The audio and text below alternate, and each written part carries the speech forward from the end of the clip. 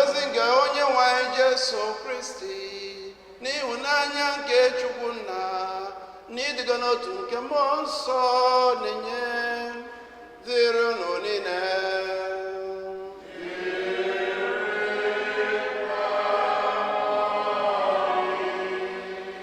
Good afternoon, everybody. Ụmụnne na Kristi, ajama stata anyị na Chineke ka onye anyị gracia imejupụta ushi oge niile n'ime maasị a. Anyị dị charismatic renewal movement na-ayọ maka ụmụ nwanyị niile na-achọ mkpụrụ nke afọ ka Chineke nye ha nwa. Ezinụlọ Basiliela Tobias na-ayọ maasị a maka ihe ezinụlọ ha bụ n'obi. Veronica anụfọrọ na ejimasị ekene Chineke maka ekpere nke ọ zara ya. Mụ na ya gbakọbara ọnụ na jamasị a bụ mba dị iche iche walụbịa kwunata isi gwa Chineke gị ihe na-akpa gị na mmụọ.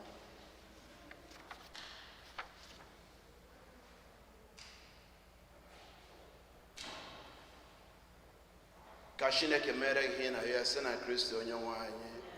Ụmụnna, ka anyị kwado onwe anyị nke ọma maka nnukwu emume nke Yukarịstia site n'ikwupụta njọ anyị. Ekwupụta m gwa Chineke chike niile.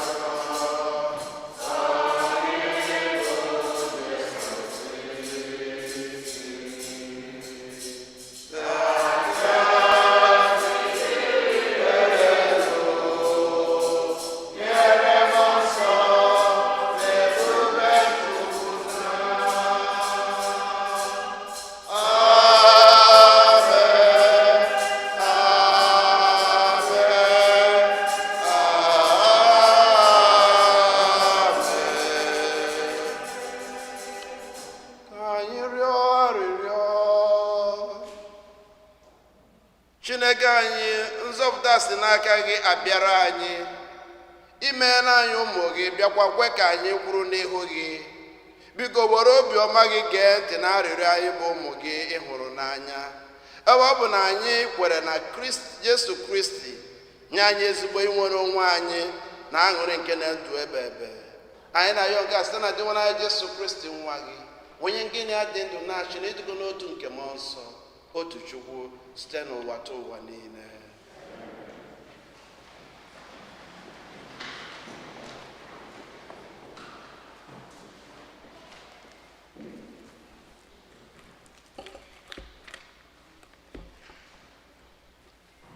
Ihe ọgụgụ ewetara n'ọrụ ndị ozi. Sọl wee gaa Jerusalem chọọ ụzọ isonyere ndị na-eso ụzọ Jesu, ma ha niile tụrụ oke egwu mgbe ha hụrụ ya, n'ihi na ha ekwetaghị na ọ bụ onye na-eso ụzọ Jesu n'eziokwu. Ma Barnabas kọrọ ya, duru ya jekwuru ndị ozi, kọrọ ha otu Sọl si hụ Onyenwe anyị n'ụzọ, kọkwara ha na ọ gwala ya okwu. Ọ kọkwara ya otu Sọl siri zisa oziọma n'aha Jesu na Damaskus, na-asọghị onye ọbụla anya. N'ihi nke a, ha wee nabata Sọl, ya na ha wee nọdụ. O wee gagharịa ebe dị iche iche na Jerusalem, na-ezisa oziọma n'aha Onyenwe anyị na-atụghị egwu. Ọ gwakwara ndị Juu ndị na-asụ asụsụ Grik okwuchukwu. Ha na ya rịkọrịtara ụka, ma ha gbasiri izu ike igbu ya. Mgbe ndị otu Kristi chọpụtara nzube ha mere ngwa ngwa duru Sọl duga Sizaria, wee zila ya obodo ya bụ Tarsus. Nzukọ Kristi dị n'ala Judea na Galili na Samaria dum nwere udo. Ọ bịakwara na-eto n'okwukwe, na-ebi ndụ ịtụ egwu nke Onyenwe anyị, bịakwa na-enweta ntasi obi nke mmụọ nsọ. Okwu kosebuwa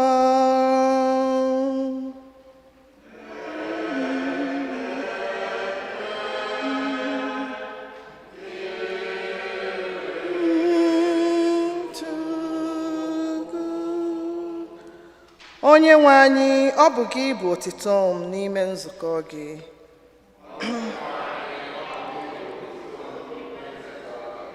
Onyenwe anyị, ọ bụ gị bụ otito m n'ime nzukọ gị.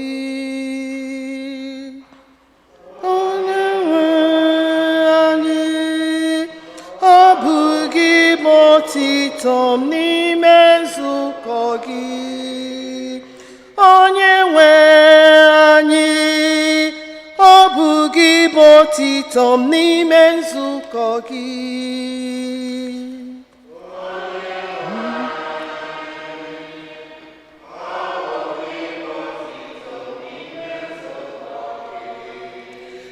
Aga m akwụghachi ihe m kwere nkwa n'ihu ndị na-asọpụrụ gị. Ụmụ ogbenye ga-erigide nri wee rijuo afọ. Ndị na-achọ Onyenwe anyị ga-eto ya.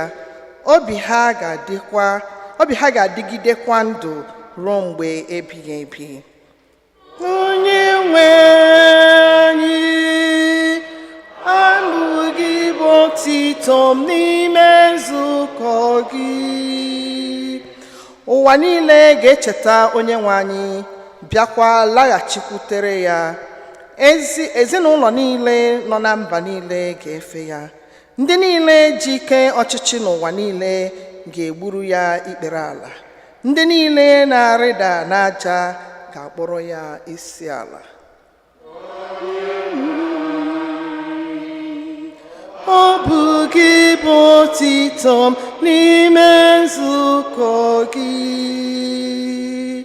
Obi m ga-adị ndụ maka ya, ụmụ m ga-efe ya. Ha ga-akọrọ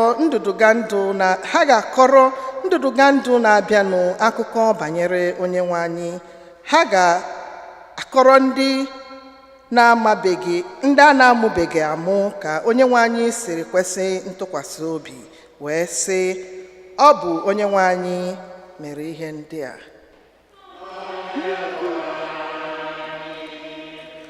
Ọ bụ gị bụ otito m n'ime nzukọ gị. Ihe ọgụgụ e wetara n'akwụkwọ ozi mbụ nke Jọn dị asọ dere: ụmụ m, unu ekwekwala ka ịhụnanya anyị bụrụ naanị n'okwu ọnụ ma ọ bụ n'egbugbere ọnụ, kama ka anyị na-egosi ya site n'ọnụ anyị na omume anyị. Site n'ụzọ dị etu a, anyị ga-amata na anyị bụ ndị otu ndị eziokwu ahụ. Mgbe ahụ ka akọ na uche anyị agaghị ama anyị ikpe, ma ọ bụladị ma anyị guzoro n'ihu Chineke. Ọ bụrụkwa na akọ na uche anyị ama anyị ikpe, anyị ga-amata na Chineke karịrị akọ na uche anyị, ma ọ mazuru ihe niile. Ndị m hụrụ n'anya, ọ bụrụ na akọ na uche anyị adịghị ama anyị ikpe, anyị ga-enwe ntụkwasị obi iguzo n'ihu Chineke. Anyị ga-anatakwa n'aka Chineke ihe ọbụla anyị na-arịọ ya, n'ihi na anyị na-edebe iwu ya, na-emekwa ihe na-atọ ya ụtọ. Nke a bụkwa ihe ahụ Chineke nyere n'iwu, ka anyị kwere n'aha ya Jesu Kristi, ka anyị hụkọrịta ibe anyị n'anya dịka Kristi nyere anyị n'iwu. Onye na-edebezu iwu Chineke na-anọgide n'ime Chineke, Chineke ga-anọgidekwa n'ime ya. Anyị na-amatakwa na Chineke bi n'ime ya site na mmụọ nsọ ahụ o nyere anyị. Okwu nke osebuwa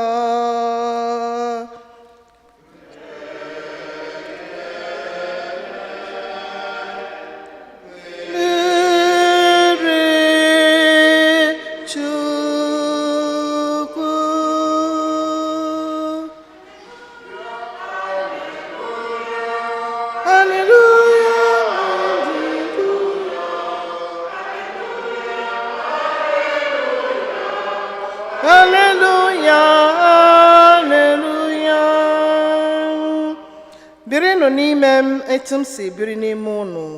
Onye ọbụla nọ n'ime m ga-amịta mkpụrụ n'uju. Haleluya, haleluya, haleluya.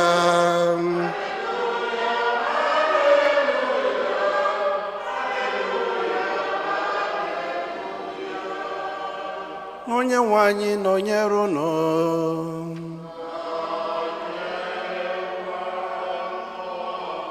Ihe ọgụgụ nke a si n'ozi ọma dị nsọ nke Jọn dere.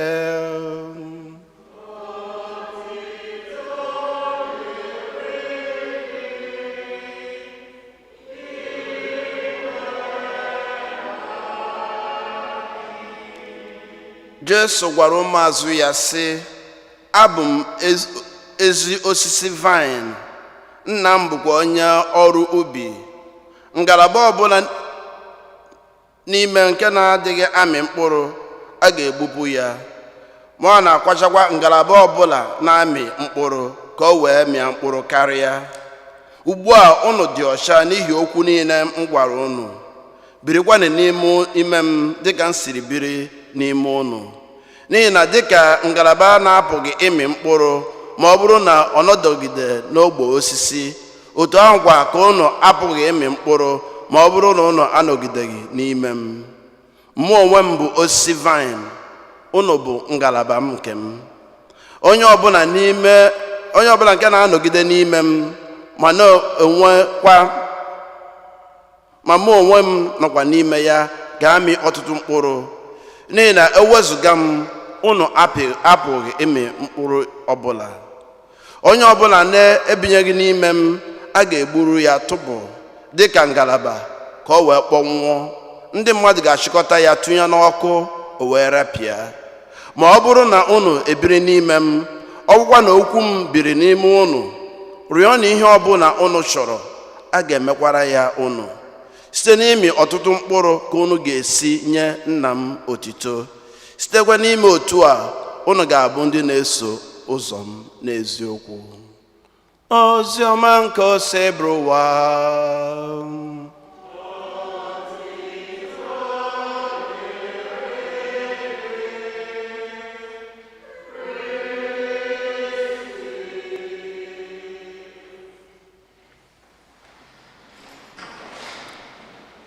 Good afternoon, everybody. Ihe ọgụ atọ ịgụ n'ụbọchị taata nwere ihe ịtọ Chineke chọrọ ka mụ na gị leba anya.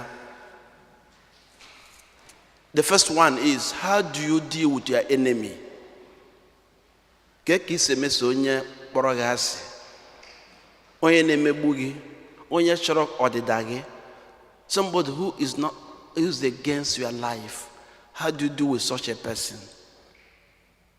In our journey of life, you will meet a lot of people who will not like you, who will not love you, who will be mean to you. How do you deal with them? N'ihe ọgụ nke mbụ a gụrụ anyị n'ụbọchị taata, o nwere ofu nwoke a kọrọ anyị akụkọ ya. Afọ ya bụ Sọl. Sọl bụ onye nyere ikikere ka egbuo Steven. Sọl bụ onye gara n'ụlọ ndị otu Kristi na-akpọpụtasị ha, na-atụ ha n'ime nga. Sọl bụ onye natara gọvanọ akwụkwọ wee gaba ka ya nwụdesie ndị otu Kristi gbuo ha. Tata Sọl ahụ bụ onye nọ n'ime ebe ndị apọstụl nọ and the disciples na-ekwu maka Jesu, the enemy. In our journey of life, we are going to encounter a lot of people. How we deal with them explain whether you are a Christian or not. In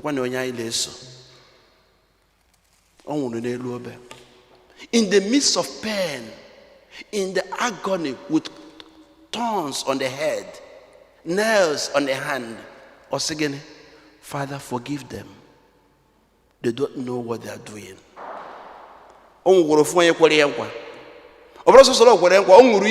Three times. If every other person will abandon you, I will not.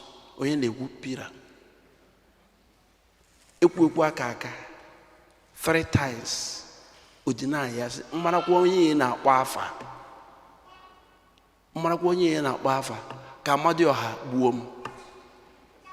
denied him.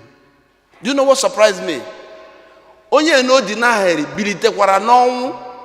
went in search of the person who denied him. At times I am on he went in search of this person who denied him. But there, was ewu makana onye iro fuge omegene okoja.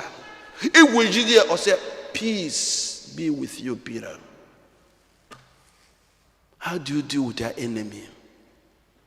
Megosiala nkararia. Megosia na Messiah. Omakwonya na eneme. Cut off from me, you can do nothing. Ekwe mo ni la ile etu. Ekwe mam gangadi ira eneme na mmemme mmadu. Ihe a na-ezube bụla Chukwu chọrọ ka ịdị ndụ. Oge na arahụ ụra n'abalị, ebe ka ị nọ. O nwere oge ndị ori terrorize ndị mmadụ, ndị fada.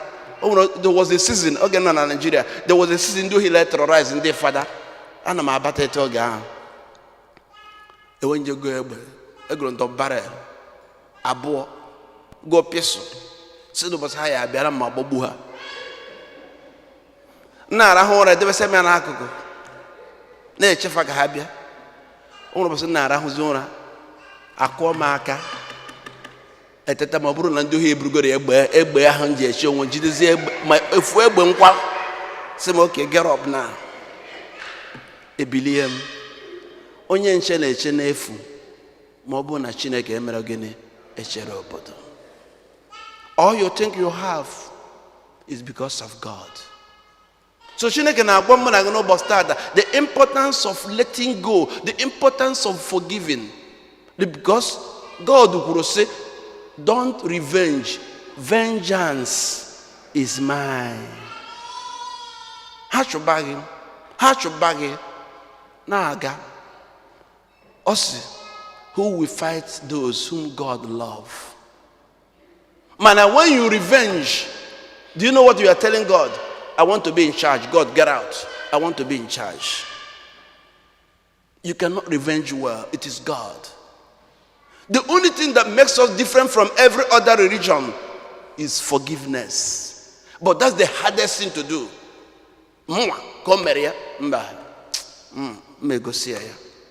You are not God. You are not in charge. Allow God to be in charge. It is difficult. The hardest thing. But how you will say to err is human. To forgive. Easy. But that makes you noble. That makes you a follower of Christ. That makes you the person who do a sign of cross all the time. To forgive. There is somebody you are locking in your heart. It may be your brother. It may be your sister. It may be your supervisor. It may be even me, Kyrian. It may be your ex-wife, ex-husband, or your boyfriend. It may be something that happened 10 years ago. You are still locking the person in your heart. Let me remind you one thing. You are hurting yourself more than that person. And you are blocking the blessings of God. Because also, if you don't forgive like your heavenly Father, neither your Father will forgive you. That's what we say, our Father, forgive us our trespasses as we forgive those. Gini jigi with a phone, and say, brother, I've forgiven you. We call him our Father. All of us here has him as a Father. The second one, from here, no start abo. Chineke na gwa itu esi jupụta n'ịfụnanya. Nekenonya Saul, maka ihe o gburu ndị otu Kristo o gburu. But God forgave Saul. Do you know what God is telling us today? No matter your sin, come to me, I will forgive you. No wonder why now Isaiah said, come to me, no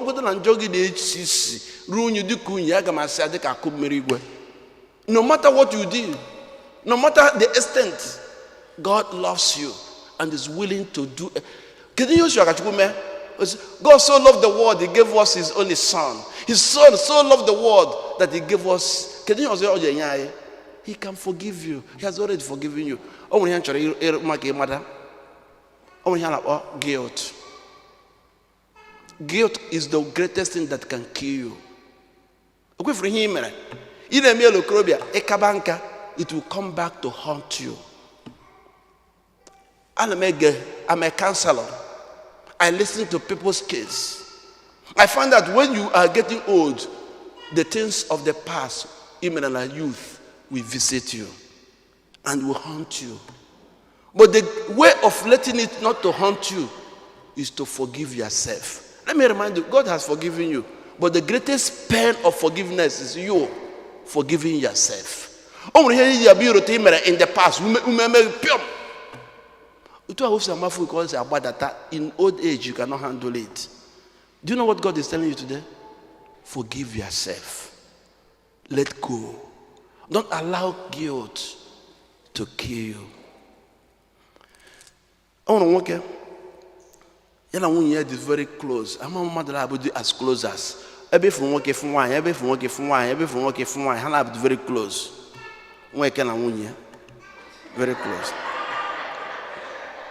So where this man, so close.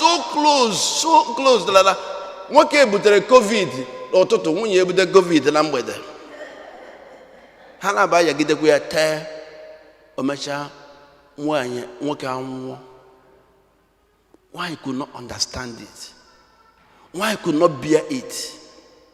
Emu nwanye amere oge eleli die emu yo mere o were phone tinye n'akpati si die keep in touch. Use this phone to keep in touch. Imagine I am the vine. Keep in touch. Keep in touch with the Lord. If you know without keeping in touch with the Father. Before all 12 apostles, he was in touch with the Father. Before Obido ministry, he was in touch with the Father. Oje made 5 loaves and 2 fish, whereas 5,000 people. Oshiga is in touch with the Father. When you wake up in the morning, are you in touch with the Father? Before you sleep, are you in touch with the Father? Before you marry your wife, are you in touch with God? Up.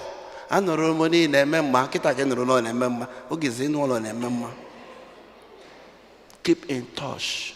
God is telling you, keep in touch. Cut off from me, you can do nothing. Can't remind why. There's one thing Jesus what I know about starter. Branch, Abraham made the fruits. About the branch, they made the fruits. But most of the time, the branch had not got. That's the biggest problem we have. Because of the glory of we forget God. It is easy for us to forget God. America, America, Nigeria, hotel, in charge. In charge. God is in charge. Able to see the branch and the fruit will go.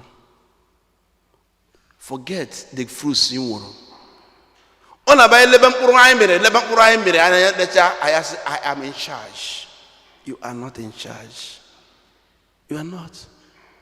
So Afro-Kuyanya, Osata, Afrianya, Onya Bajabagaribi, Madola Hogi Kita, Afro-Kuyanya, Osaba.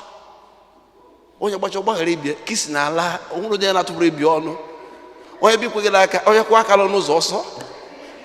Afro-Kuyanya, from north to east, from China to America, Ebedo Losata, Afro-Kuyanya. So for you go say Afro-Kuyanya, boyfriend, you could call Osalaba, is not in charge. How do you think you are in charge? You are not in charge. Allow God to be in charge of your life.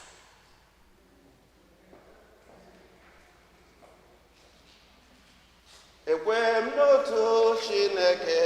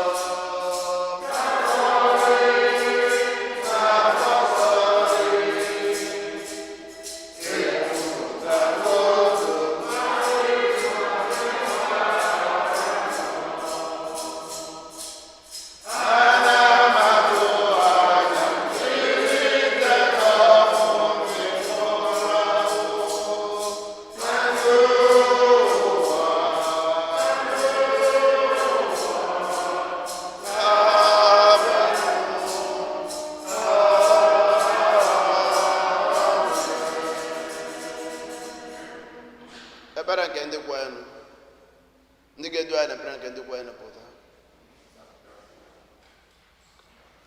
Chineke napụrụ m ife niile ị mere ka anyị mata na ọ ga-ebu osi vine anyị nwa bụ mgbọrọgwụ ya ngalaba ya anyị wee na-ayọ gị na masị a ka inye anyị gracia anyị ga-eji kwudosi ike n'ebe ị nọ.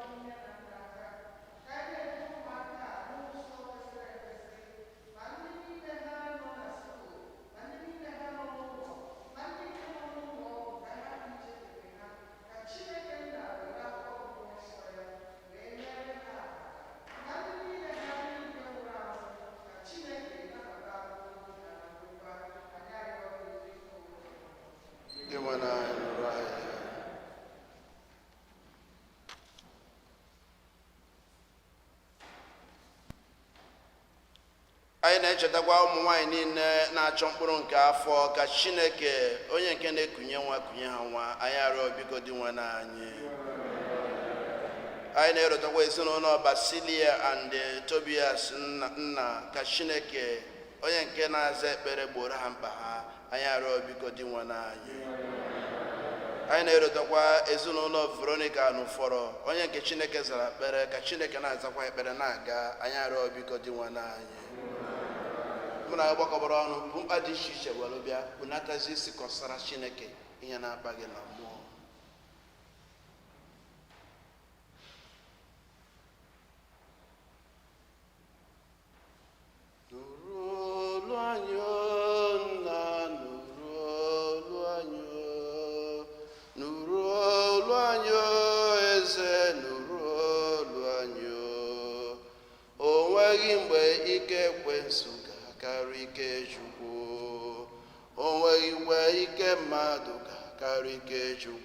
Nna nụrụ onye kere ụwa nụrụ olu anyị, eze nụrụ onye kere ụwa nụrụ olu anyị, nụrụ olu anyị, nna nụrụ olu anyị, nụrụ olu anyị, eze nụrụ olu anyị.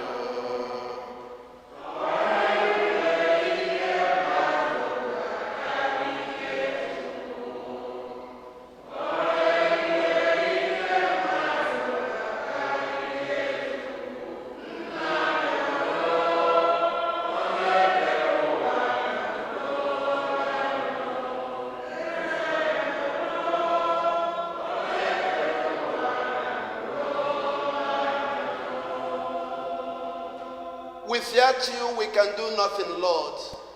We trust in you. In this month of May, in the month of the Blessed Virgin Mary, we trust our family into your hands. We trust our life into your hands. We trust everything we are doing into your hands. Lead us, Lord, to the greener pasture. Be by our side with your staff and rod, and may your blessing follow us all the days of our life. We ask this through Christ our Lord. Amen.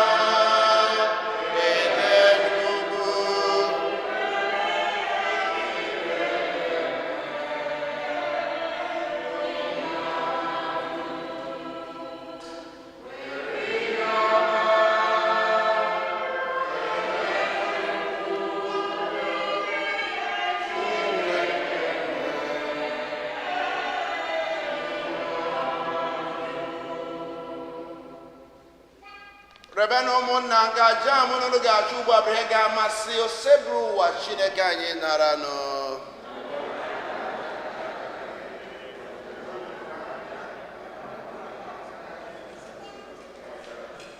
Onye nwe anyị site na aja nsọpụrụ nke a anyị na-eketa oke na ịdị ndụ n'ime gị, biko anyị na-arịọ gị ka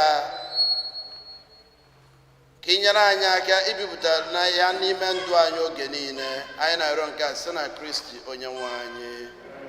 Onye nwe anyị nọnyere unu.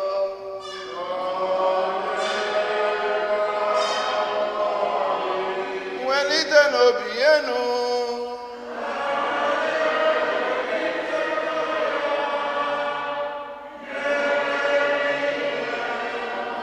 Ka anyị enu dị nwenụ Chukwu anyị ihe ekene.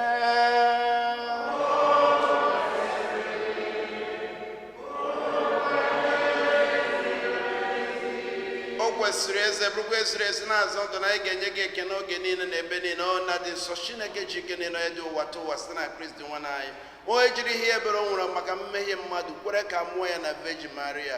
Ọ gbapụtara anyị n'ọnwụ ebe site n'ọnwụ ọnwụ n'elu obe, bịa site na mbilite n'ọnwụ ya nyeghachi anyị ndụ ebe. N'ihi nke a anyị na-eso igwe ndị mmụọ niile nke eluigwe na-eche ebube gị oge niile n'ukwe na-asị oseburu ụwa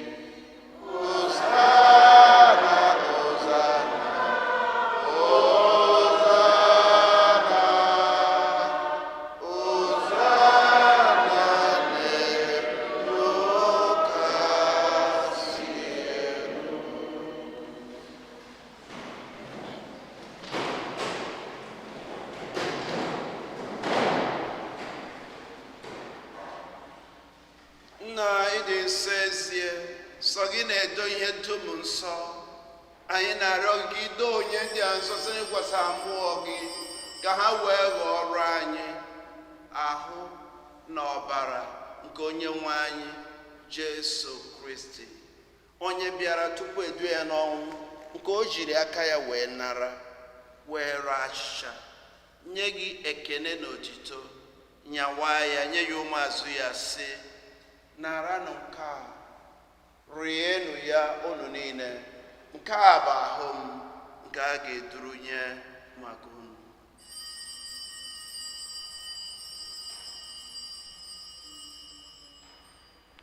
My Lord and my God. Otu agwa ka o si mee mgbe ha richara nri a, so bụrụ iko mmanya nyekwa gị ekene na otito, bunye ya ụmụazụ ya sị, naranụ nke a, ṅụọnụ ya unu niile, ka ha bụ iko nke ọbara m, nke ọgba ndụ ọhụrụ dị ebe ebe a ga-agba ya n'ihi unu na n'ihi mmadụ niile, ka e wee gbaghara njọ. Na-emenụ nke a na ncheta nke m.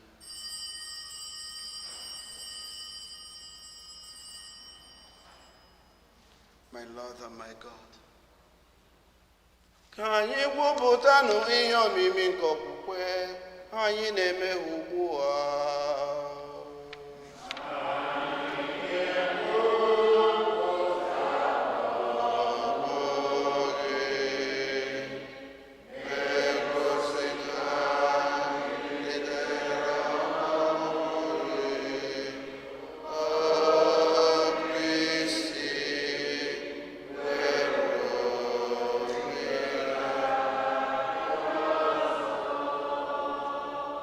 Na ncheta nke ọnwụ na mbilite n'ọnwụ nke nwa gị, anyị ebunye gị achịcha nke ndụ na iko nke nzọpụta.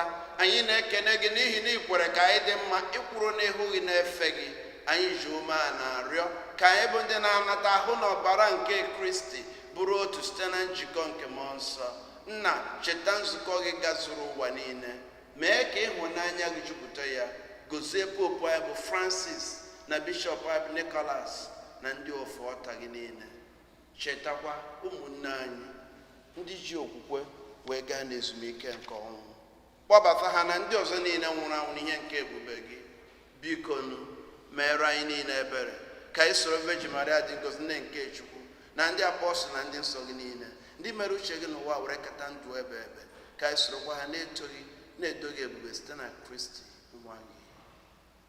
Ihe niile kere eke na eso ya bụ Kristi, na-esikwa n'ime ya na n'aka ya, na ịdịgo n'otu nke mmụọ nsọ, na-enye gị bụ Chukwu nna ji ike niile, nsọpụrụ na otito niile, site n'ụwa tụ ụwa niile.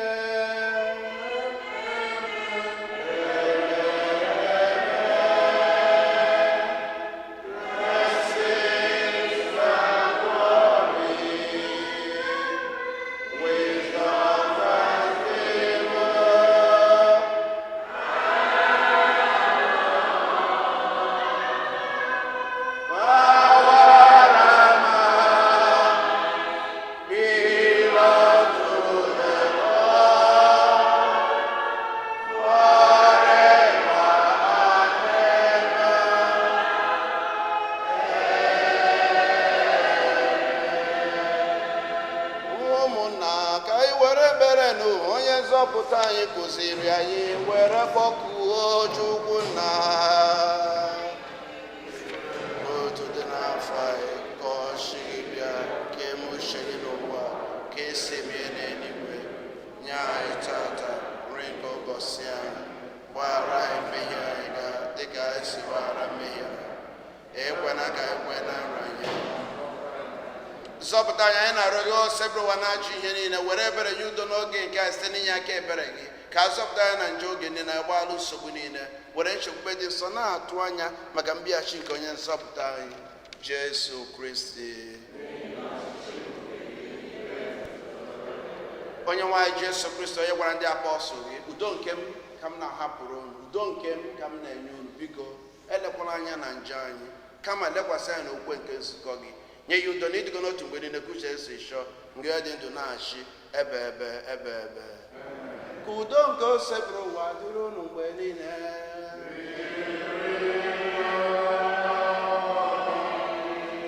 nyenụ onwe unu ekene nke udo.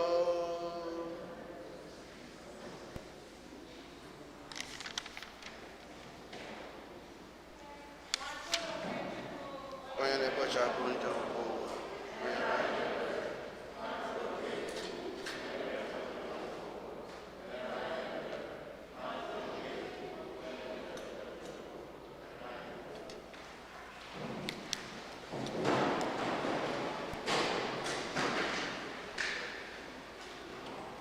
ihe niile gbasara na-emetụ Chukwu n'obi, echiche udo, ọganiru ka ọ na-echere mbụ, ọ gaghị ekwe ka echiche anyị onye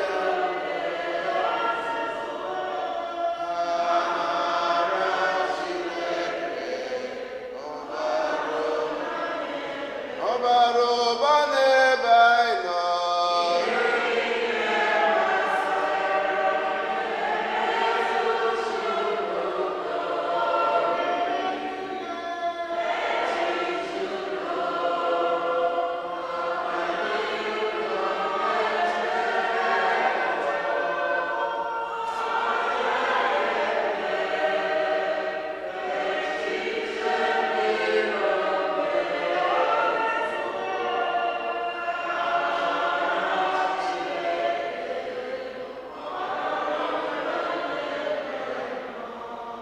Lee nwa atụrụ nke Chukwu, lee Jesu Kristo onye na-ekpochapụ njọ nke ụwa.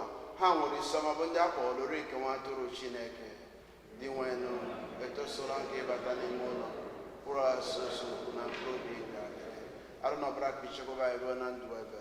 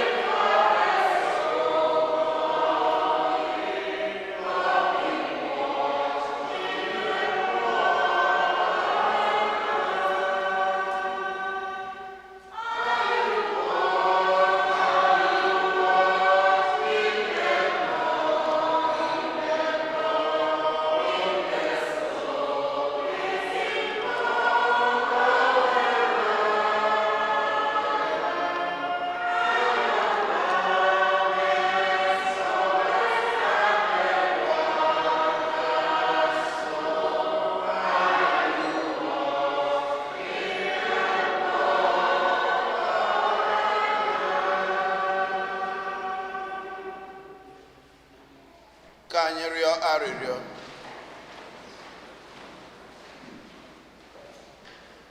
Onye nwe anyị, were ebere nọnyere anyị bụ ndị nke gị, idubatara anyị n'ihe omimi nke eluigwe site na aja nke a.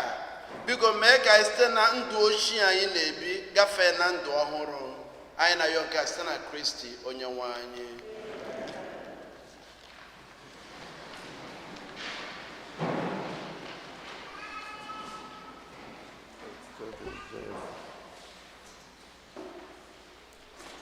Otito dịrị Jesu. Otito dịrị Jesu. Otito dịrị Jesu. Fada, ka anyị kene gị, ọ dịzị ka anyị si na ịgbala anyị ọsọ, mana taa igosigo na ịgbarọla anyị ọsọ. Nnọọ.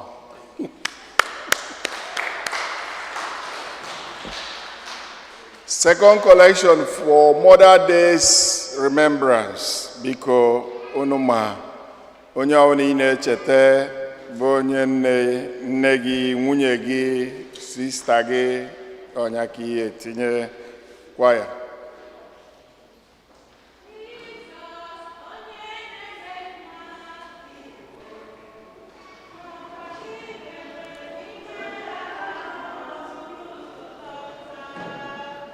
Jesus, onye na-eme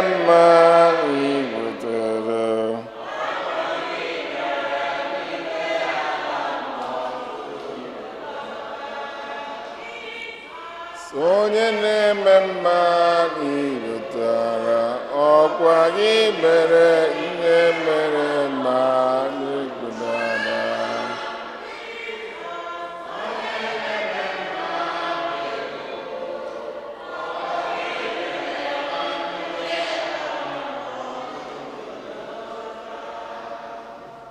Otito dịrị Jesu. Unu n'anya, unu afụ n'ụlọ ụka anyị na-ejuzi ọfụma ka ọ sọpozu. At least ka anyị na-achọzi ịnọju oche nke edobela anyị, which is half of the church. Kọlụ na onwe unu aka biko nụ. Next week, second collection will be for fuel for the parish. Ima na emesigono oyi, anyị ga-ebidokwe tinyebezi air condition. So fuel for that.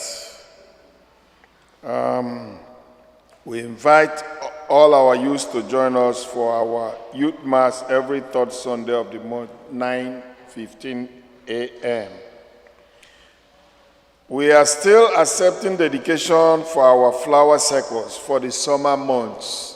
Circle outside, the minimum donation is $25.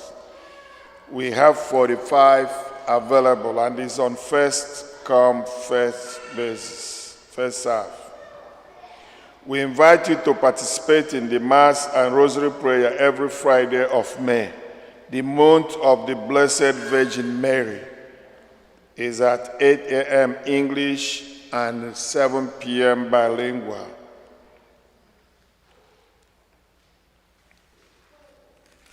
Onye ọbụla cheta na we are coming out of the COVID. Ka Fada sikwu ihe afụrụ anya na-agbari ọsọ. Mana onye ọbụla uche gị ka dịkwa ya. Maintain the social distance. Ife chọọchị na-agwa anyị. Unu fụ na Chineke na-azụ anyị. Fada ji egbe abịa n'ala ya egbe. Ọwụ na ọwụrụ maka Chukwu, Fada ama nọ ebe a taa. So COVID ga-anọsikwa, anyị ga-anọkwa hia. COVID eme gịnị? Ọ na otito dịrị Jesu. Fada biko ị na-anya efu na ndị nne dị ọgọ. Fayi their blue dress. After announcement, ka fa kwụrụ ọtọ ebe fa nọ ka ịgọzie fa. Biko ndị nne kwụrụ n'ọtọ. O chalụ ka amecha announcement. Anyị enwe birthday. Ndị na-eme birthday today. Any birthday? Happy birthday to Uche Konkwotu.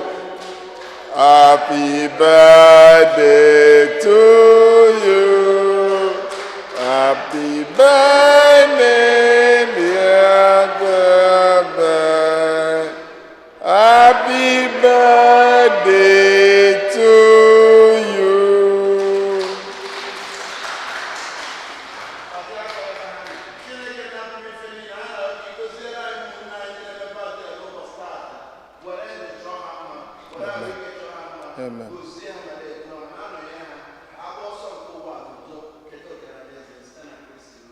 Amen. Amen. Amen. I am one anniversary. Anniversary. At the back.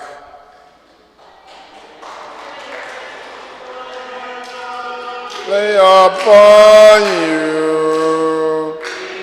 Blessed in the name we back to you.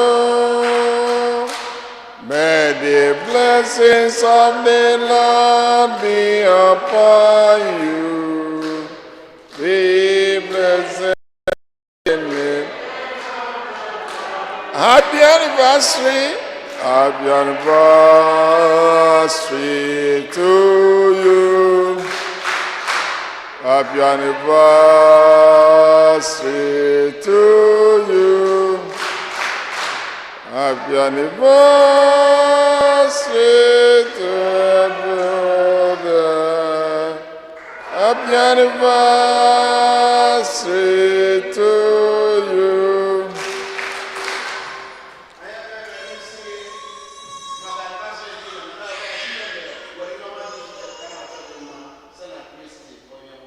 Amen. On another note, Unumana Wana Imoke Konkwo lose the father recently. Kita okwadowego ije nyipapia.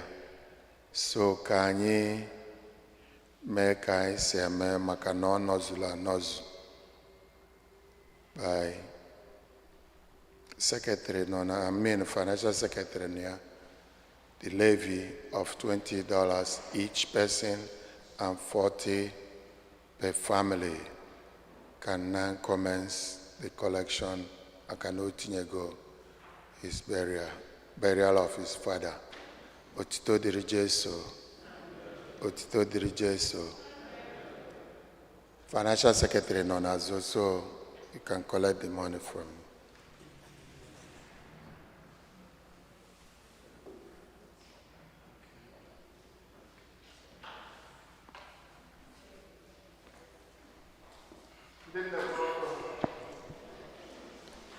Emeka dị n'aha onye nwe anyị nụrụ ya rịọ anyị.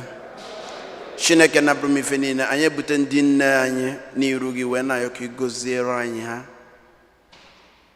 Ndị nne na-arụ ọrụ dị iche iche n'ezinụlọ, n'ibu nwa n'afọ, n'ịmụpụta nwa, n'ịzụ nwa, na ihe niile ha na-arụ, anyị wee na-ayọ Chineke nye ha gracia, nye ha ike, nye ha amara ha ga-eji wee na-arụ ọrụ ndị a. Ndị ike na-agwụ nye ha ike. Ndị na-ebu ibu na-anyị arụ n'ezinụlọ ha, gbatara ha ọsọ enyemaka.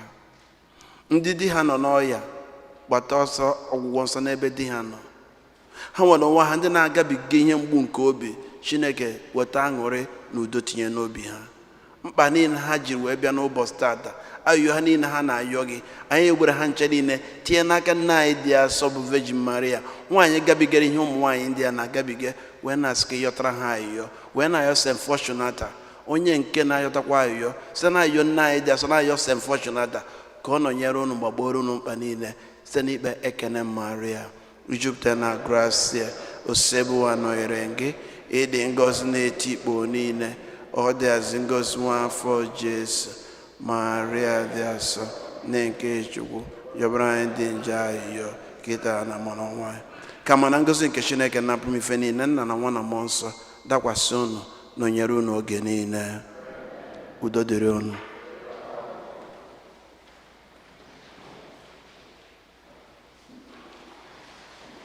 Onye nwe anyị nọnyere unu.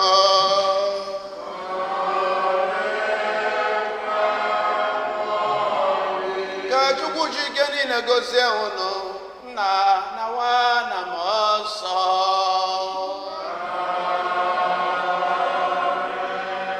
Na-abanụ misa gwụsịgo.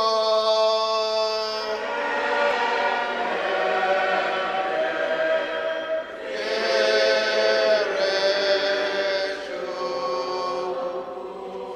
Have a beautiful week.